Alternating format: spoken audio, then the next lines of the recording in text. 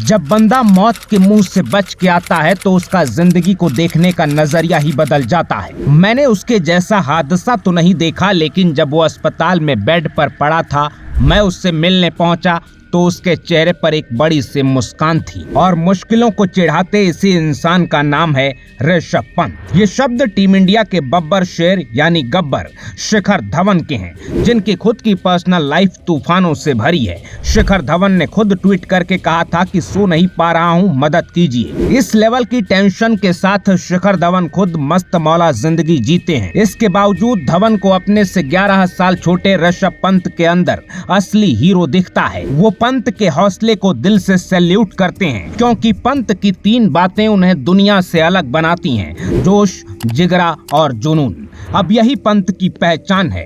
करीब करीब जानलेवा हादसे से उबरकर क्रिकेट के मैदान पर उतरने वाले पंत पर बहुत सारे लोग डाउट कर रहे थे।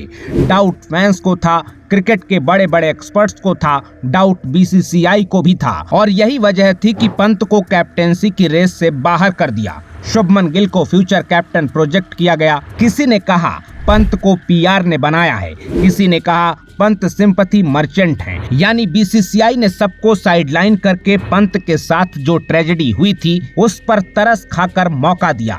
वनडे और टी20 में मिक्स परफॉर्मेंस की वजह से पंत की जगह पर लगातार सवाल भी उठे, लेकिन जैसे ही पंत ने अपने फेवरेट फॉर्मेट में वापसी की, पूरी दुनिया को जवाब मिल गया। ट्रोलर्स की बोलती बंद हो गई, एक्सपर्ट्स का दिमाग हिल गया। बांग्लादेश के खिलाफ अपने कमबैक मैच में इस सेंचुरी से पंत ने पूरे स्वैग से कहा, स्वागत तो करो हमारा। इसके बाद भी मन में डाउट था कि क्या पंत पहले की तरह ऑस्ट्रेलिया इंग्लैंड में डोमिनेट कर पाएंगे। क्या पंत 100% वापस आ चुके हैं या कंपटीशन के प्रेशर में रिस्क लेकर खुद को साबित कर रहे हैं। और इसी बीच शुरू हुई न्यूजीलैंड की सीरीज।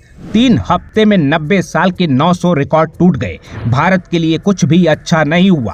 पहली बार फैंस ने रोहित कोहली के रिटायर होने की डिमांड कर दी। गंभीर गो बैक के नारे लगने लगे। बैटिंग क्राइसिस के साथ बॉलिंग ऑप्शंस ने भी टेंशन बढ़ा दी। लेकिन इस बैक टू बैक कोलैप्स के बीच एक खिलाड़ी जो सीना ताने खड़ा रहा, जो अपने धुन में अड़ा रहा, वो थे तूफानी ऋषभ पंत। न्यूजीलैंड के मोस्ट एक्सपीरियंस्ड और best fast bowler team Saudi को ऐसा आसमानी छक्का मारा कि पूरा स्टेडियम खड़ा हो गया। सऊदी के हाथ में दूसरी नई गेंद आई थी। पंत 90 के स्कोर पर थे, लेकिन घुटनों के बल जाकर पंत ने सऊदी को ऐसे ट्रीट किया जैसे कोई नया नवेला स्पिनर हो। सामने खड़े केएल राहुल को यकीन नहीं हो रहा था। न्यूजीलैंड के ग्लेन फिलिप्स का मुंह खुला का खुला रह गया। इस मैच में पंत 99 पर आउट हो गए। कुछ लोगों ने तारीफ की तो किसी ने क्रिटिसाइज किया, लेकिन पंत का अप्रोच नहीं बदला। मुंबई में टीम इंडिया जब इज्जत बचाने की लड़ाई लड़ रही थी, 147 रनों का पीछा कर रही थी, भारत के किंग और प्रिंस बहुत मुश्किल से 1-1 रन बनाकर वापस जा चुके थे, तो पंत मैदान पर उतरे। पहली गेंद पर रन नहीं मिला, अगली गेंद मिस हुई, 22 का चौका मिला।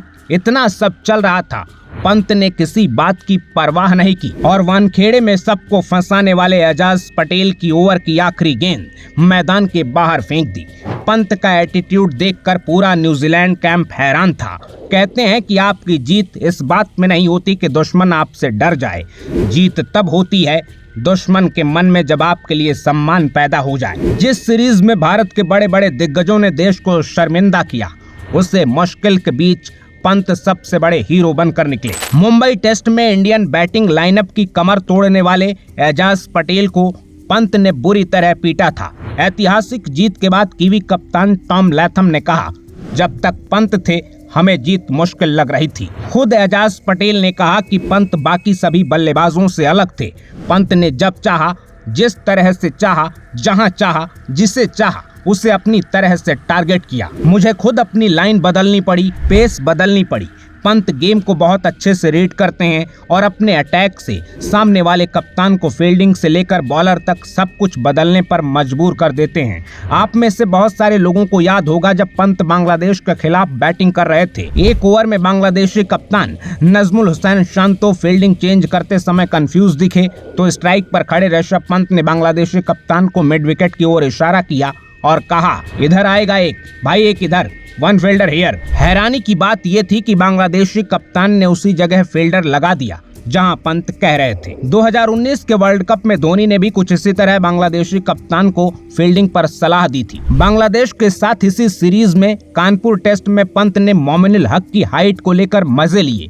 पंत ने कहा, इसके सिर पे बॉल लगी तब भी LBW हो सकता है। एक तरफ पंत ऑपोजिशन की हेल्प भी कर सकते हैं तो दूसरी तरफ इरिटेटिंग कमेंट भी। पंत दुनिया की परवाह किए बिना गेम को अपने हिसाब से चलाते हैं, लेकिन ऐसा नहीं है कि टीम और सिचुएशन की परवाह नहीं करते।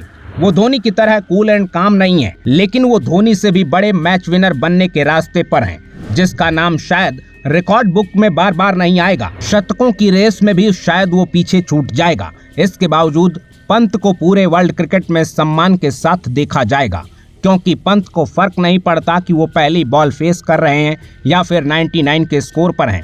अगर पंत से पूछा जाएगा सेंचुरी अच्छी या 99, तो पंत हर बार कहेंगे मुझे सेंचुरी नहीं चाहिए, मेरे लिए इम्पैक्टफुल 80-90 रन भी बहुत हैं। और यही वजह है कि पंत जब तक मैदान पर रहते हैं तो सबकी नज़र उन पर टिकी होती है, क्योंकि T20 वर्ल्ड कप की अमेरिका की खेत जैसी पिच हो या फिर इंडियन क्रिकेट के इतिहास की सबसे खराब सीरीज, जिस अंधेरे के बीच बड़े बड़े सितारे फीके पड़ गए, वहां भी बेखौफ बेबाक पंत अपने अंदाज में चमके और दूसरों को भी रास्ता दिखाया। न्यूजीलैंड सीरीज के बाद रोहित शर्मा ने खुद कहा, टफ कंडीशन में कैसे खेलना है हमें पंत से सीखना चाहिए, लेकिन हम फेल रहे। जिस पिच पर बल्लेबाजों को ना तो स्टंप की हवा लग रही थी ना बॉल का पता चल रहा था, उसी पिच पर टेस्ट मैच में पंत 100+ के स्ट्राइक रेट से खेले।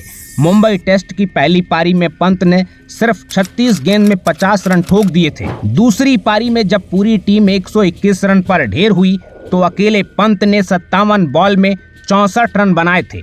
और जब तक पंत थे हर एक भारतीय फैन की उम्मीद जिंदा थी। टॉप या मिडल ऑर्डर से पंत को थोड़ा भी सपोर्ट मिल जाता, एक नहीं सीरीज के 2 मैच पंत अपने दम पर निकाल देते। पंत का यही जिगरा उन्हें सबसे अलग बनाता है। पूर्व कोच रवि शास्त्री ने तो पंत को ग्रेट विवियन रिचर्ड और वीरूपाजी से कंपेयर कर दिया।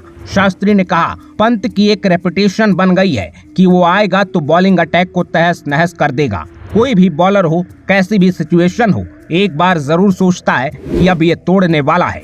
इस तरह की रेपुटेशन लेकर चलने वाले कुछ ही प्लेयर मुझे याद आते हैं। विव रिचर्ड्स, कपिल पाजी, इयान बोथम और वीरेंद्र सहवाग इसी ब्रांड की क्रिकेट खेलते थे।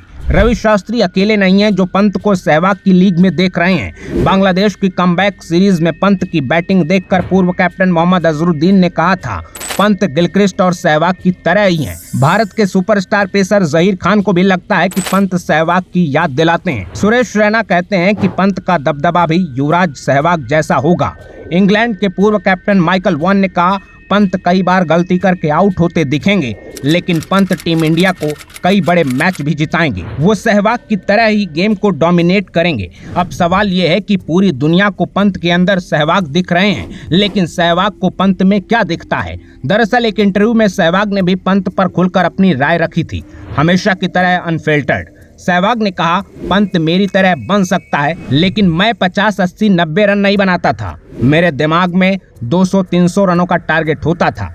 अगर 50 की जगह 100 बनाए, अपना विकेट फेंकना कम कर दे, तो पंत मुझसे भी बेहतर हो सकता है। वीरूपाजी की ये सलाह 100% सच है, लेकिन इसमें भी कोई डाउट नहीं है कि टाइम के साथ पंत और कंसिस्टेंट और कंपोज्ड होते जा रहे हैं और बहुत कम समय में उन प्लेयर्स में शामिल हो चुके हैं क्रीज पर पहुंचने से पहले, जिनका खौफ पहुंच जाता है। ऐसे में पंत की इस इंस्पायरिंग जर्नी और सहवाग से कंपैरिजन पर आपकी क्या राय है, कमेंट बॉक्स में जरूर बताइएगा और अपने वन लाइनर के साथ वीडियो को शेयर करना बिल्कुल ना भूलिएगा। अपना ख्याल रखिए, आते रहिए।